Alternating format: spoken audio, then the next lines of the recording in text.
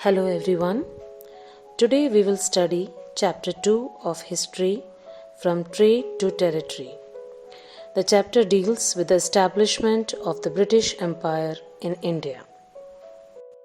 The key points of the chapter are Introduction to the East India Company, the Battle of Plassey, the expansion of company rule, the setting up of a new administration, that is the company army, etc.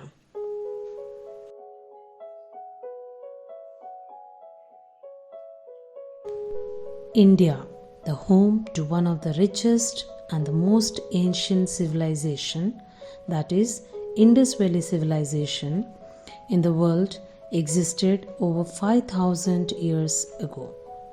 It is the origin of many of the ideas, philosophies and movements which have shaped the destiny of mankind. India had been invaded multiple times in history, starting from Aryan invasion followed by various tribes and empires. They include Greeks, Persians, Sakas, Kushans, the Arabs, Turks, the Mughals, Afghans, and the Europeans. The Mughals ruled over India for a long time. The Mughal Empire was founded by Babur in 1526. His successors were efficient and expanded his empire. The major Mughal emperors, also called the Great Mughals, were Babur, Humayun, Akbar, Jahangir, Shah Jahan, and Aurangzeb. The end of the Mughal Empire. Aurangzeb was the last powerful Mughal ruler. In 1707, after his death, many Mughal governors and mansabdars began establishing their independent states and were always at war with each other for their selfish motives. Bengal, Hyderabad, and Awadh were the three major independent states then. Europeans in India. When the Mughal Empire was declining, the European trading companies were emerging on Indian scenario. These trading companies mainly belonged to Portugal, Holland, England, France, and Denmark.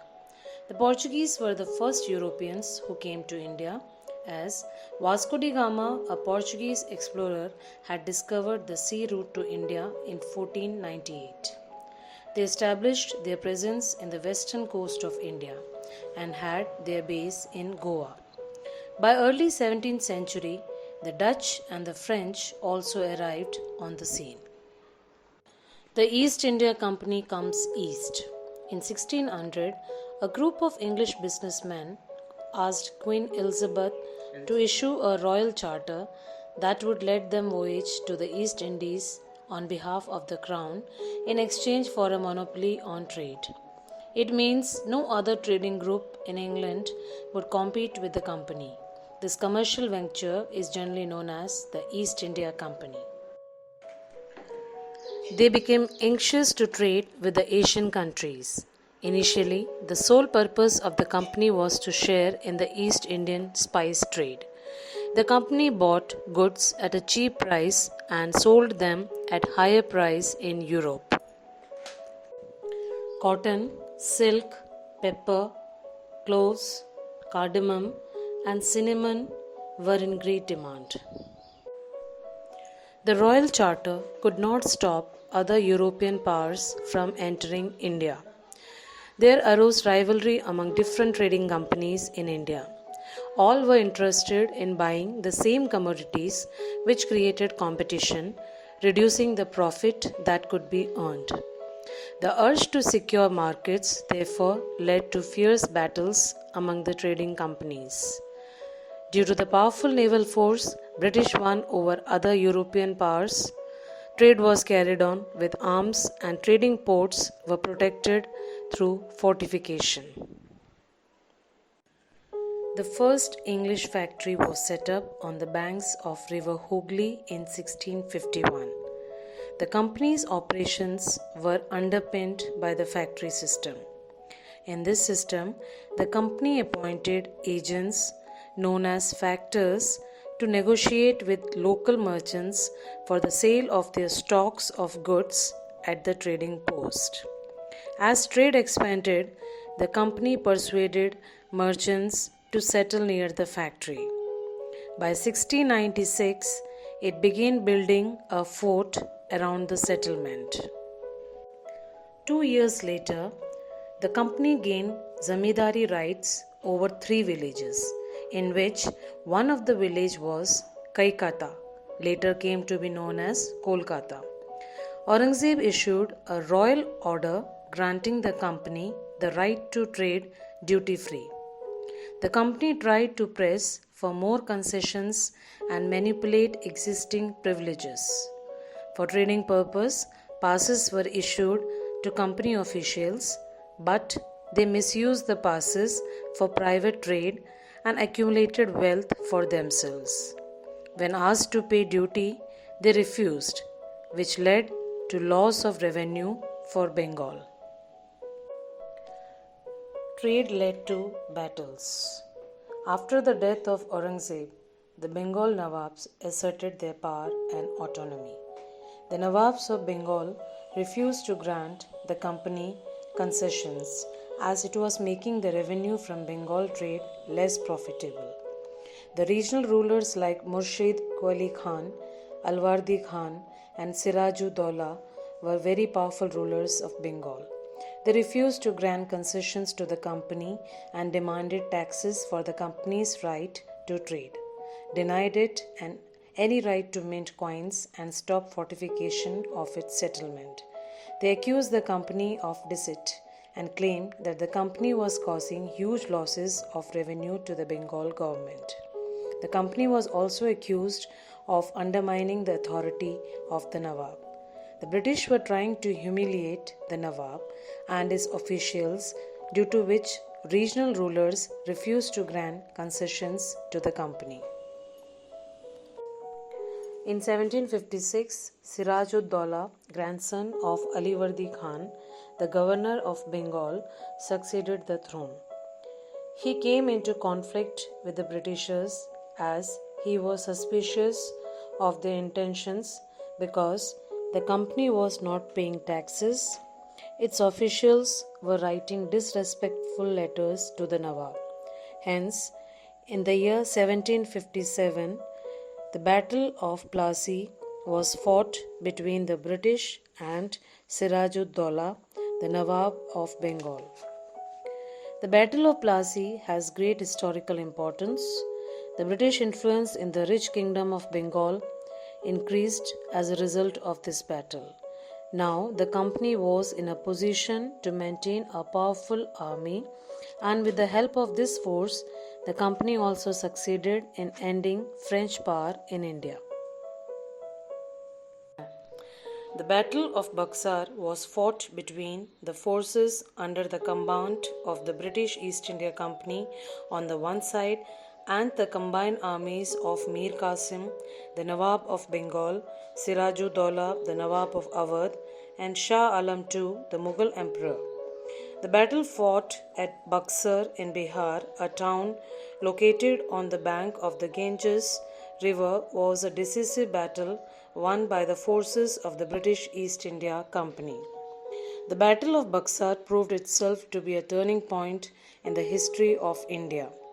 In 1765, Siraj-ud-Daulah and Shah Alam signed treaties at Allahabad with Robert Clive, who had become the governor of the company.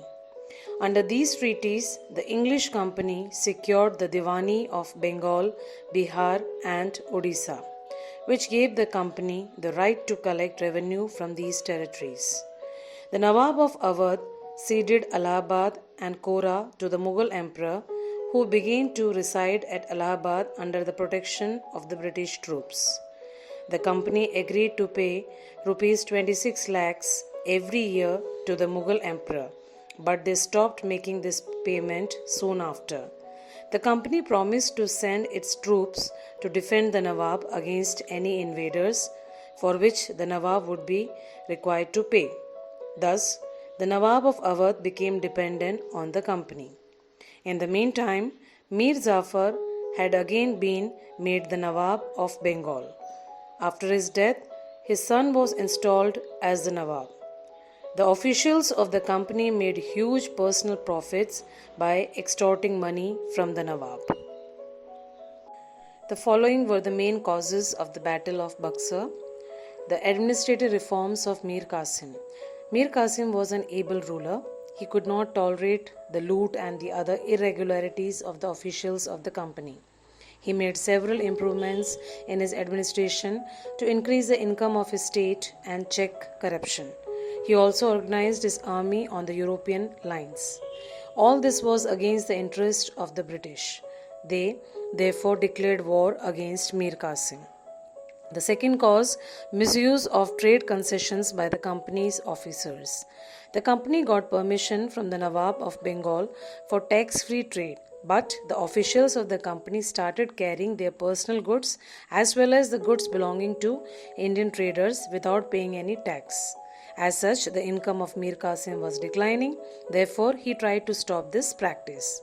The third important cause, permission of tax-free trade to Indian traders.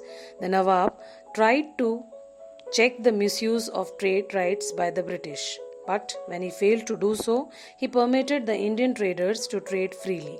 The company had to suffer a great loss of money due to it. So, a war against the Nawab became imminent. The historical importance of this war. The Battle of Buxar had great historical importance. The position of the British was strengthened in Bengal, Bihar, and Orissa. As a result of this war, it became easy for the British to expand their empire in India. After winning the Battle of Buxar in 1764, the company began to appoint residents in Indian states. Residents were commercial or political agents of the company, and their job was to protect the company's interest. The company, through residents, started to interfere in the internal matters of Indian states. They interfered in the matters of succession to the throne and appointment of administrative posts. Mysore became very strong under Hyder Ali and his son, Tipu Sultan. Profitable trade of Malabar was controlled by Mysore, where the company purchased pepper and cardamom. But in 1785, export of pepper, sandalwood and cardamom through the ports of Mysore was stopped by Tipu Sultan. He also disallowed local merchants to trade with the company. He established close relations with the French in India and began to modernize his army with their help. The British got annoyed with this. They saw Tipu Sultan as a dangerous ruler who had to be controlled or crushed. 4 wars with Mysore were fought, 2 with Hyder Ali and rest with Tipu Sultan. And only in the last battle of Seringapatam in 1799, the company emerged victorious. Tipu Sultan was killed while defending his capital. Mysore was kept under the former ruling dynasty of the Wadiyars, and a subsidiary alliance was imposed on the state. The Anglo-Maratha Wars. After the defeat of Maratha in Battle of Panipat in 1761, they get divided in various small dynasties such as Scindia, Holkars, Gaikwad and Bhosle.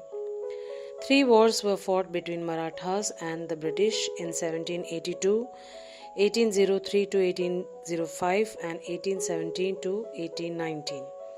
The third war was a decisive war, and after this Peshwa was deposed and was sent to the northern India on a pension. Lord Hastings invaded Maratha kingdoms and finally made British power dominant within the subcontinent. Now the company had control over the south of Vindhyas. In less than 100 years, from 1765 to 1848, the English East India Company acquired control of the administration in India. It was really a startling speed at which the company completed its conquest of India in such a short period. During this period, slowly and gradually, the British government took the administration of India in its hands and established its control over the affairs of the company till it was abolished in 1858. British territories were broadly divided into administrative units called presidencies. There were 3 presidencies: Bengal, Madras, and Bombay. Each was ruled by a governor. The supreme head of the administration was the Governor General. The claim to paramountcy. Under Lord Hastings, Governor General from 1813 to 1823, a new policy of paramountcy was initiated, which claimed its power was greater than that of Indian states. In order to protect its interest, it was justified in annexing or threatening to annex any Indian kingdom. In the late 1830s, the East India Company became worried about Russia, as Russia might expand across Asia and enter India from the northwest. They fought a prolonged war with Afghanistan between 1838 and 1842 and established indirect company rule there. Sindh was taken over in 1843. After the death of Maharaja Ranjit Singh in 1839, 2 prolonged wars were fought with the Sikh kingdom, and in 1849 Punjab was annexed. Subsidiary alliance. It was a policy introduced by Lord Wellesley through which Indian states were to accept a British resident and had to disband their army. East India Company deployed its troops and their maintenance was borne by Indian rulers. The doctrine of lapse. Under Governor General Lord Dalhousie, annexations were at the peak. He devised a policy that came to be known as the doctrine of lapse. The doctrine declared that if an Indian ruler died without a male heir, his kingdom would become the part of company territory. Satara, Sambalpur, Udaipur, Nagpur, and Jhansi were annexed by applying this doctrine. In 1856, the company also took over Awadh. When Warren Hastings became the first Governor General of India, he introduced several administrative reforms, especially in the sphere of justice. In the early 19th century, the British developed a uniform military culture. Soldiers were increasingly subjected to European-style training, drill, and discipline that regulated their life for more than before. All the policies of the British to conquer India led to resentment among the deposed rulers of different states. Therefore, they collectively started the first war of freedom in the country, that is, the Revolt of 1857. All in all, the company established its complete control over the country. By 1857, the company had come to exercise direct rule over 63% of the territory and 78% of the population in the Indian subcontinent.